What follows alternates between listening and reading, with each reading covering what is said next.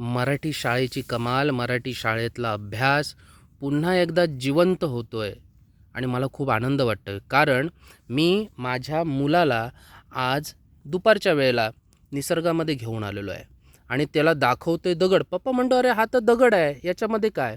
तर ह्याला नीट निरखून बघा, याची रचना बघा.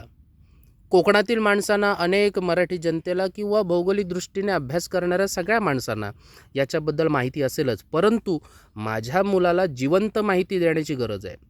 जी माहिती तो फक्त शाळेमध्ये पुस्तकांमध्ये अभ्यासतोय. आता मी मूळ विषयाकडे येतो.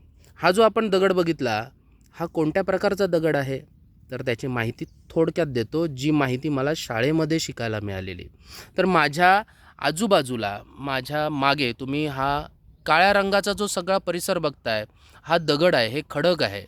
हे पूर्ण परिसरामध्ये पसरलेलं आहे आणि याच्यामध्ये केवळ फक्त आणि फक्त रान आहे आणि आजूबाजूला काही झाडं दिसत आहेत. ही आहेत, तो डोंगराचा भाग झाला, तो मातीचा भाग आहे, त्या ठिकाणी त्या वनस्पती आहेत.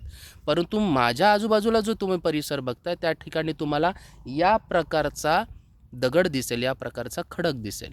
तर हा कसा तयार झाला तर त्याची थोडक्यात माहिती. तर अनेक हजारो वर्षांपूर्वी ज्वालामुखीचा उद्रेक झाला आणि ज्वालामुखीच्या उद्रेकातून त्याचा जो लाव्हा आहे तो पसरला आणि त्याच्यामध्ये काही हवेचे बुडबुडे तयार झाले.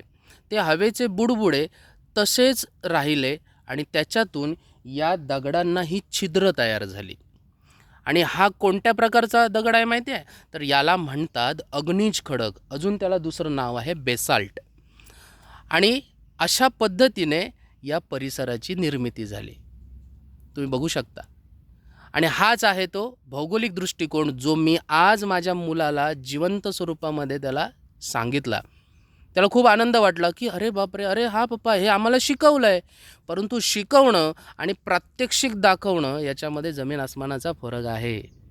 खूप आनंद वाटला की मुलाच्या दृष्टिकोनातून माझा देखील शाळेतील इतिहास पुन्हा मी जिवंत केला.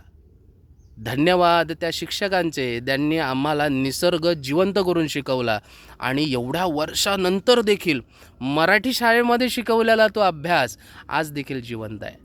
धन्यवाद. धन्यवाद.